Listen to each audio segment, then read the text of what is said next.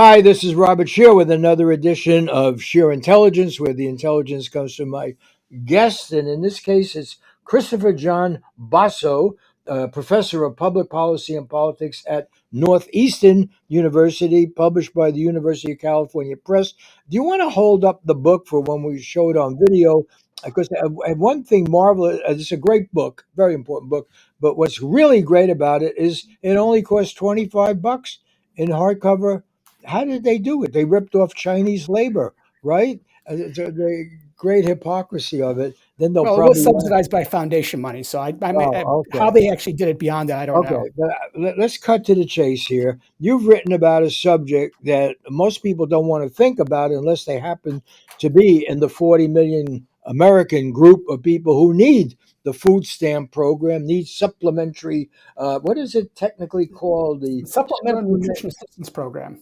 Yeah, and the subtitle of the book is A Political History and Defense of the Food Stamp Program. Now, let me just tell you, as a kid I was born in 1936, so thank God for FDR is what I heard all my life, and my father lost his job the day I was born in Bronx Hospital, and had it not been for all sorts of programs that came in response to the Great Depression, I would not be here. That's pretty clear.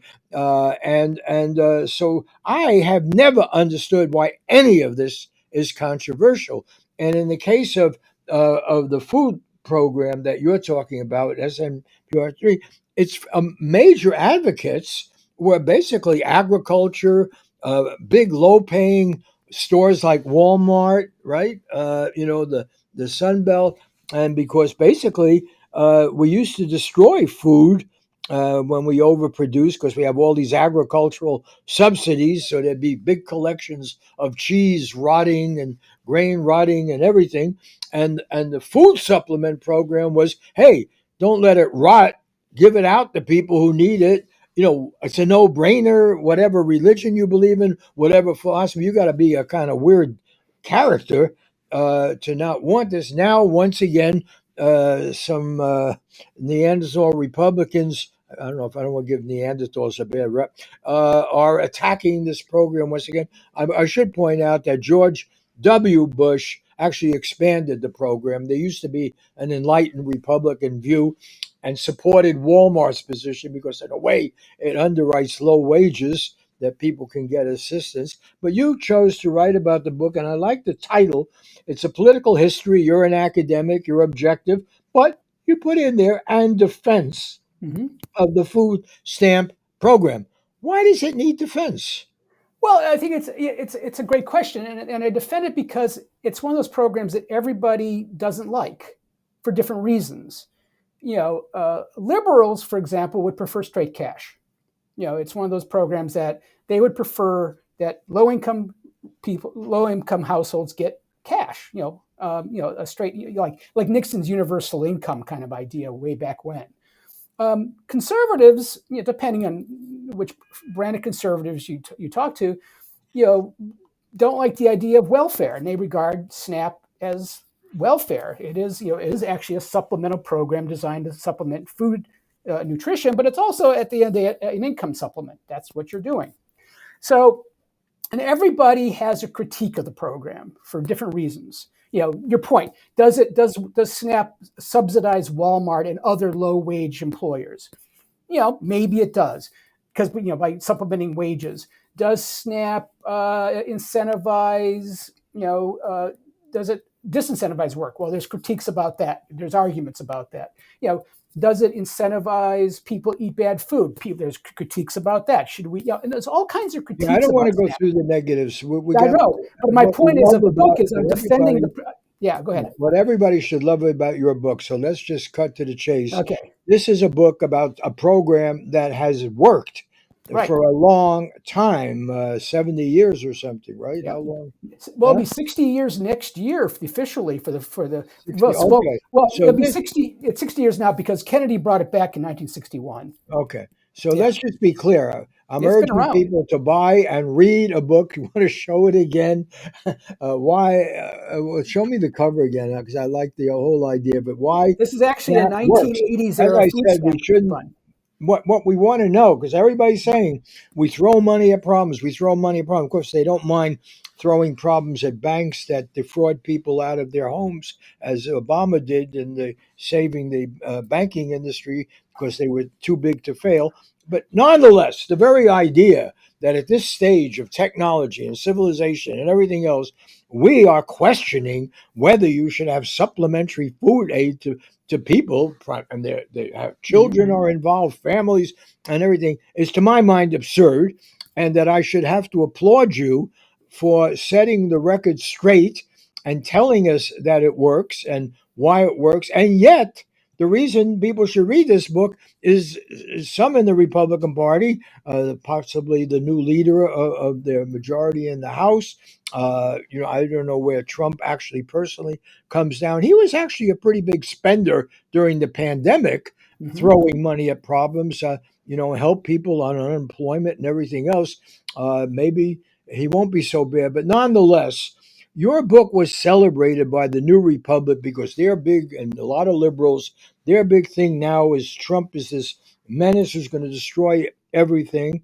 And your book was celebrated as an achievement of an enlightened program that works that the Republicans might destroy. Let's put that to the side. That's prediction.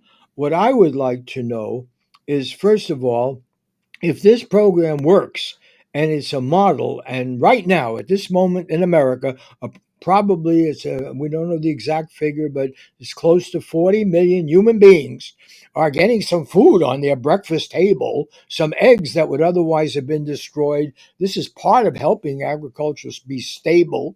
That was one of the original goals of the thing. They're going to be able to feed their children before they go to school, so we don't have to totally depend upon the school lunch program, which also benefits from this. And so, to my mind, why isn't this a non? Why is there any controversy about this? Well, I mean, it's controversy simply because this is the United States and we don't like welfare. That's sort of the long. I mean, our history, our culture is an anti-welfare. At least that's the way it's talked about. I mean, at the end of the day, Americans actually like a lot of the programs that are in place. They just don't like welfare in its abstraction. And so SNAP gets caught up in this welfare debate, which got its fair share of racial and gender overtones to it.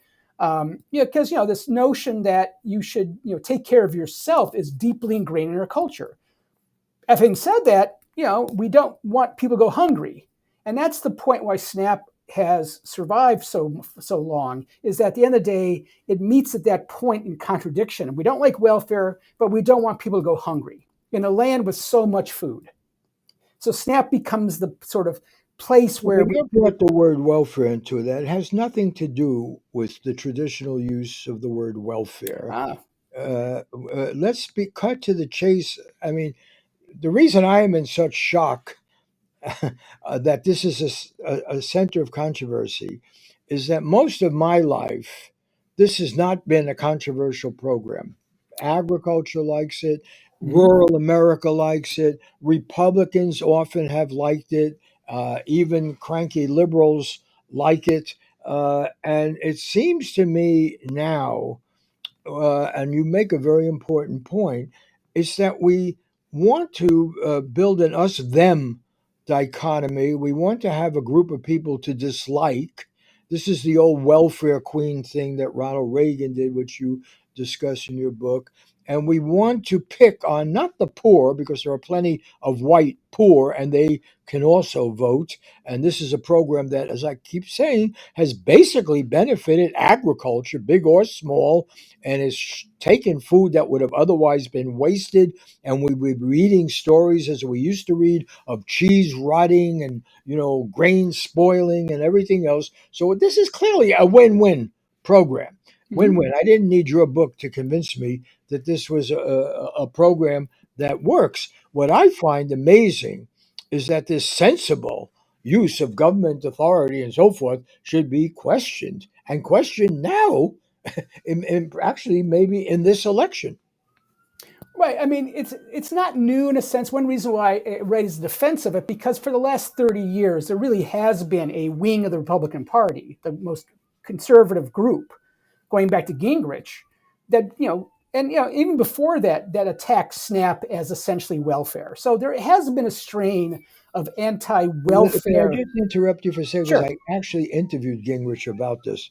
And Hmm. his phony baloney thing was really, it should come, we need charity and we need help and we have to help people. It should come from the private sector, from Hmm. individual Americans. Well, the fact is, there are a lot of private church organizations and so Sure. forth that can use this program to distribute food. Well, I mean, without let me be blunt. Without SNAP, the entire food pantry, food bank system breaks down because SNAP is the huge elephant in the room, even for those folks. Because if you did not have SNAP, those folks would have nowhere to go a lot of times, and they would go to the food banks and the food pantries, and there wouldn't be enough there to support them. They all know that.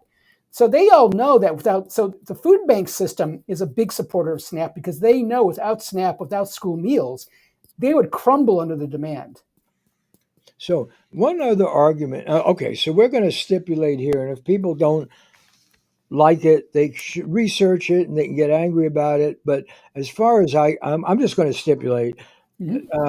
and this is the prejudice of having grown up in America for a long time. And full confession, I was born in 1936 at the height of the Depression. And so, yeah, my family got a lot of support from measures of the Roosevelt Oh, administration, sure. including food support. And so I suspect from my generation, even if they're arch Republicans, there wouldn't be that much argument about using surplus food to feed people instead of having rot. It's that simple. Why would you want the Hmm. food to rot? Because I would say at the heart of the program, the reason it always sailed through Congress originally, big agriculture wanted it. This was a way of subsidizing the price of food.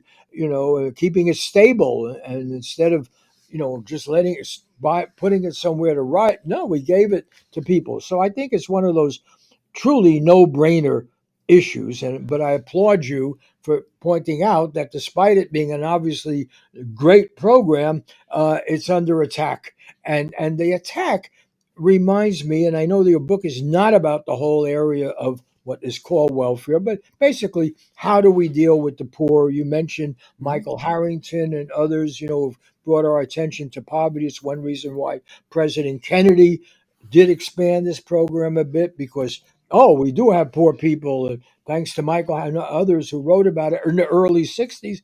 Oh, we have to pay attention. But the irony is, here we are. No country has ever been this rich. No country has ever been this abundant. And yet, we can't take care of a significant portion of our population, and we question anything, including a program that works.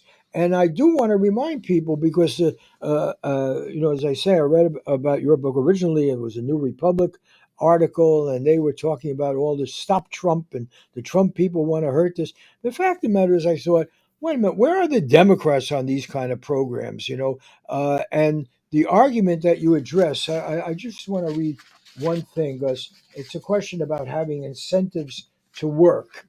And the attack on this, and it's mentioned here at the end of the New Republic article, yes, they said, the odd thing you said, they quote you, uh, Bosso said, is that there's no good evidence that SNAP disincentives work.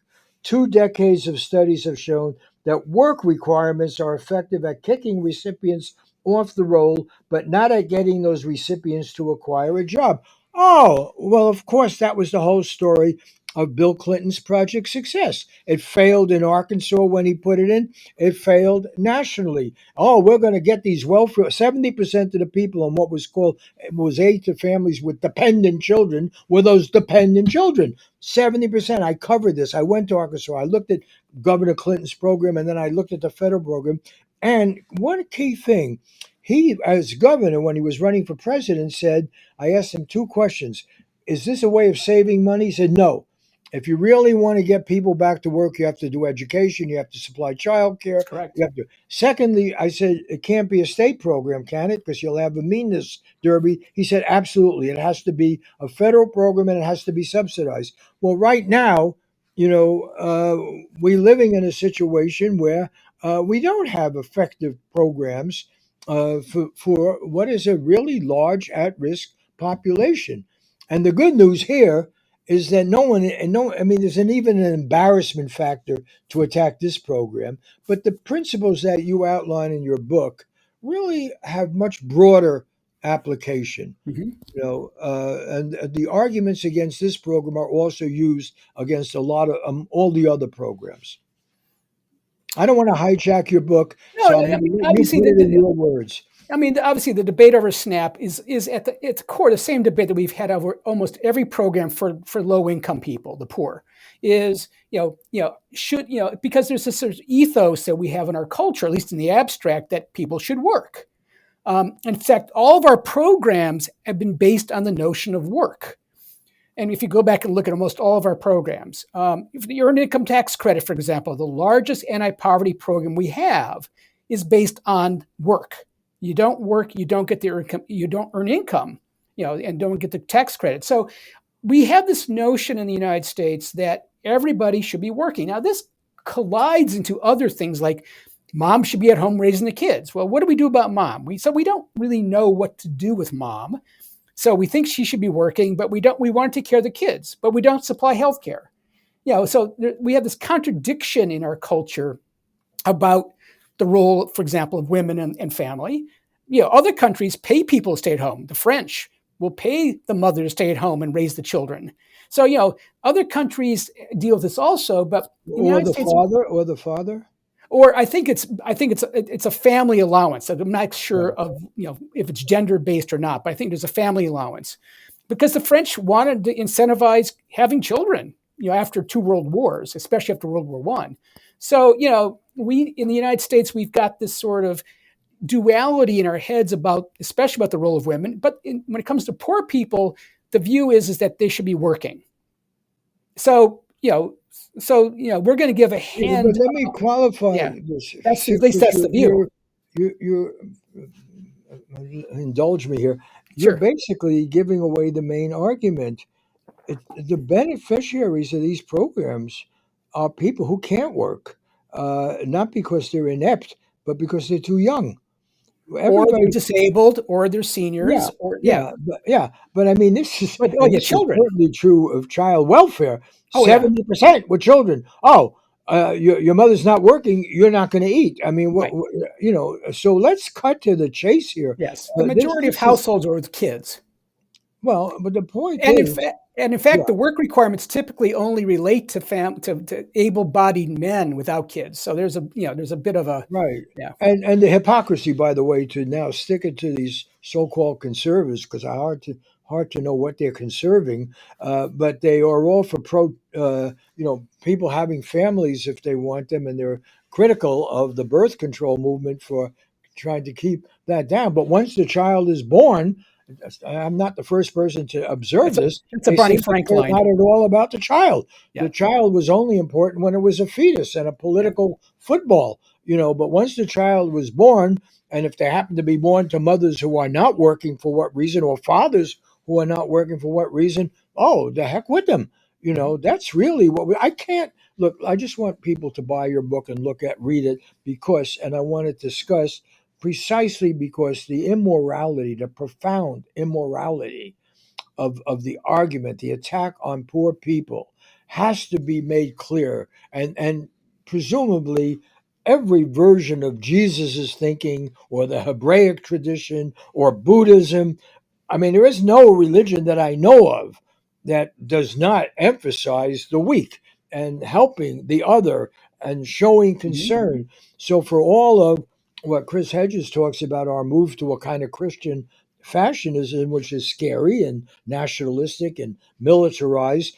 I mean, it's pretty hard to imagine somebody saying, no, I don't want that child to have that piece of bread or that butter or that milk.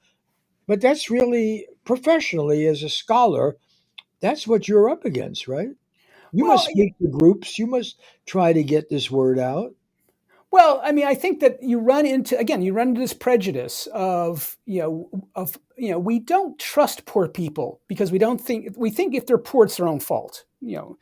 and and especially if they are not like us. And so I think there's this constant sort of cultural tension in the United States because because again, our view on poor people is that we should control them, we should monitor them, we should make it harder for and so we have a tendency to think poor people are poor because they somehow have failed morally or But in that's other not the ways. conservative. You tack the conservative. That's not really the conservative position when it comes to birth control.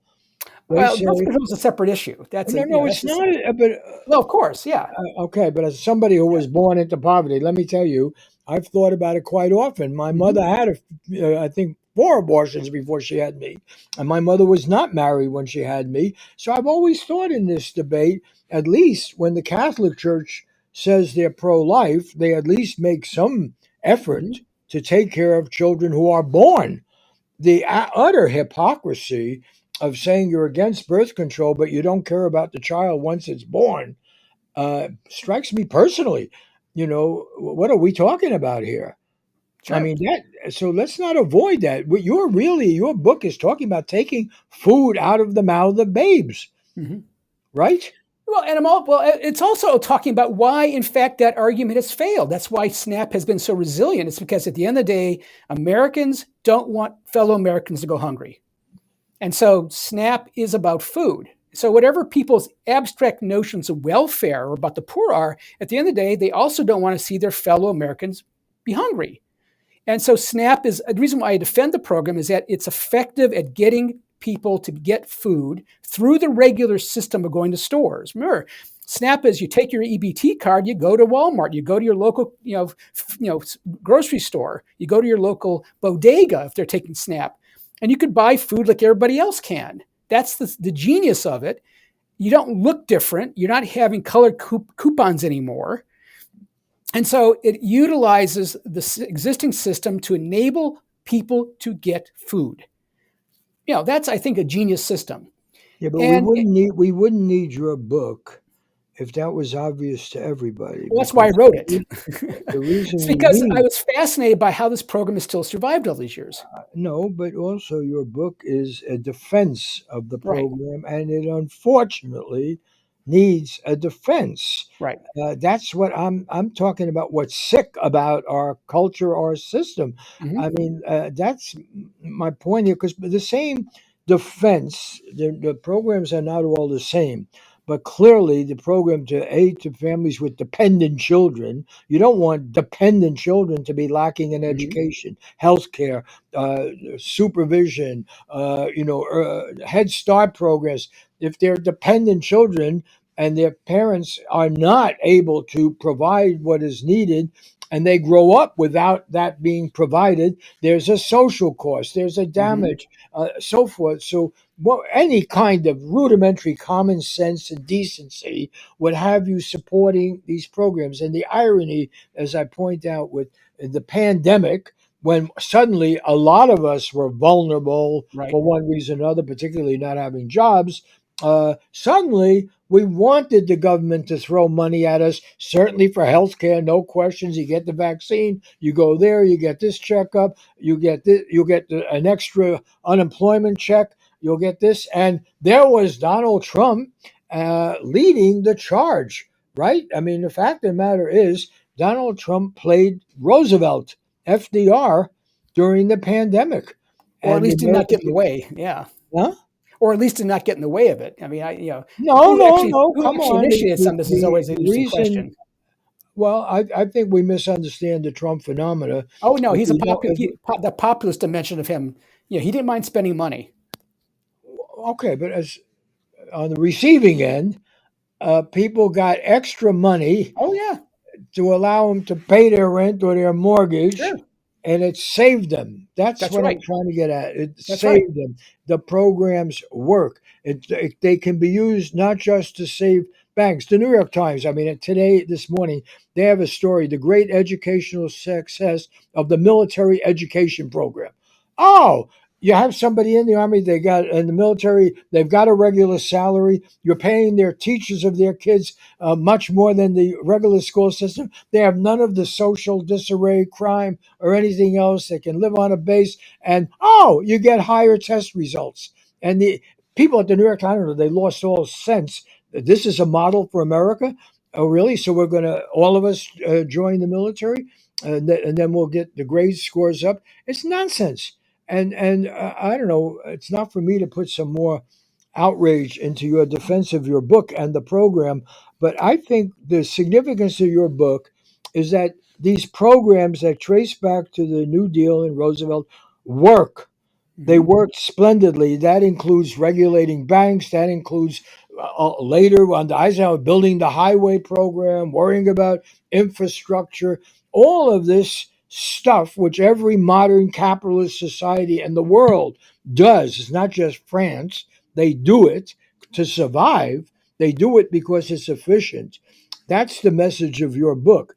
The most important enduring program which feeds people and keeps them alive and hopefully healthier so the medical costs are less for the society, that program is still under attack. But it's really a model for thinking about a more logical, not Mhm. charitable, but more logical society, which some people refer to as social democracy or something, but it's really just common sense. It's what Confucius said a good emperor had to do. It's what Aristotle said a good emperor had to do. I mean, this is not some new modern rocket science. No, not at all. And that was the point I think about the book was that I sort of started out with a question about how has this program survived all those years, and then I came away going, compared to the alternatives, this is a good program. Yeah. So, what do you, no, really, why should people buy the book? I think it would help them understand why we do it this way in the United States. Why do we're the only country that bases our food assistance on this model, but it's also an income assistance program. At the end of the day, that's what SNAP is. And so, like a lot of our income assistance programs in the United States, that's When you say indirect. we're the only ones, but then you're suggesting the others have other ways and maybe better ways of doing it. Well, the other countries, most other rich countries give, they will provide straight cash through like some welfare system, or Well, nothing, that's an or interesting nothing, or idea. nothing. So for this congressman, what is his name, Getch from in Florida, who wants to be the leader of the House, if he doesn't like this program, why doesn't he just give cash? Let people go whatever store they want. Then there's Because absolutely we don't yeah. trust poor people, so at least we at least we Okay. So again I'm asking it's a you, thin fiction actually, but okay. obviously when it comes to SNAP, at least they're spending it on food. Okay, so why is our country, our capitalist class, dumber than the others? To say the Germans. No, really. I don't Why know that don't? good. Yeah. Well, Um, but I mean, that's basically well, what you. I think that there's been if I can hazard a Is it guess race? on this. Is it primarily that we are a society built on racism? We identify poverty with race, Mhm. and therefore we can be vindictive and vicious and illogical and punish children of the wrong race and not care about the consequence. Well, actually, I think it might be there. There are arguments about that. I would argue that once upon a time, post-war, you saw a model in the United States: unionized employers, unionized health. There was my father was an automobile worker at Chevrolet, and I grew up in a post-war America um, where you had large employers of unionized workforces, and so you had this government employee relationship that was very similar to what happens in Germany. And that sort of stayed in place from the 40s through the 70s, and then it breaks down. And obviously, with union busting and with and the loss of big job employment, for a lot of industrial working class people. So by the 80s, that begins to break down, and then we come to celebrate the entrepreneurial robber baron types. When we're celebrating Elon Musk over, say, the chairman of General Motors, the chairwoman of General Motors, that's a cultural phenomenon. But but there were the bones there of that relationships that we sort of lost. You see them maybe creeping back in some sectors. Well, show the book again, and look, people keep saying what works, what can we do that works, and this is the book, and I'm adding to it. I think this is a model for thinking about all of the so-called do-gooder programs that unfortunately most do-gooders have run away from. or are indifferent to is shocking to me. As I said, somebody who grew up in the Depression, and my parents were, they we never made it to the level of auto workers. They were garment workers, so it Sure. was a bit rougher. But the idea, if somebody had told me when I was going to high school or something that we would be arguing about the food stamp program, and that would be questioned, I would think they'd all gone off their mind. Right. And by the way, just one last thought, because people keep saying, well, Trump is, a fascist and everything. Well, one of the appeals of fascism, everybody forgets. I know because my father was from Germany, and my half my family were from Germany, and the rest are still there.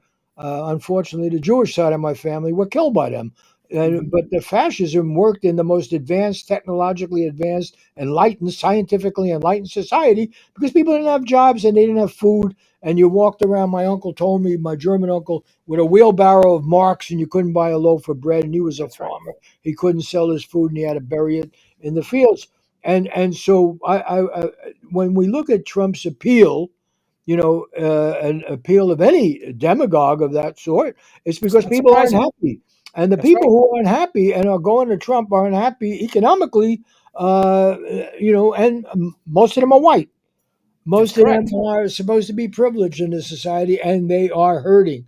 Right. And while I appreciate that the New Republic gave your book a great plug, I think their whole idea that all of our problems start and end with Donald Trump, who is a symptom of societal disarray rather than its an innovator. I think your book is an answer to that. Even this Well, thank you. very good program, excellent program, I don't know how you possibly could criticize it, is being challenged. And while Trump, some of his people, I don't know where he comes down on this, are leading that charge, I don't hear much defense on the other side of the aisle. And that was That, one of that's one of my points. Liberals should be, in fact, defending this program far more than they do sometimes. say that again. Liberals should be defending this program far more than they do sometimes. So why aren't they? Well, it's because it's not cash. They like the idea of cash better because it's Ah, cleaner, gives people more freedom. But my argument is that we're not going to do that in this country, except under rare circumstances like during the pandemic, when everybody was affected. Your point about this was that when have we been all in together? It's during crises, the Depression, the pandemic. Those are the rare moments in American history where universal programs like this tend to be supported because we're all in the same boat. But that's okay. rare. On that note, let me wrap. I really appreciate it. Could you show the book cover one more One time? more time. University of It's a California great Press. cover. And unfortunately, the electronic version covers costs as much as that, so you can get the actual book. 25 And bucks. yeah, $25. And I want to thank you. And Well, thank you. yeah, I want to thank Laura Kondarajian at KCRW and Christopher Ho for posting these shows on this great NPR station and others. I want to thank Joshua Scheer, our executive producer, who insisted I do this, and great admirer of your work. I want to thank uh, Max Jones, does the video, Diego Ramos, who writes the introduction, and I particular shout out to the JWK or no, JKW Foundation, which in memory of Gene Stein, a great author who cared about these issues, supplies some funding for the show. See you next week with another edition of Sheer Intelligence.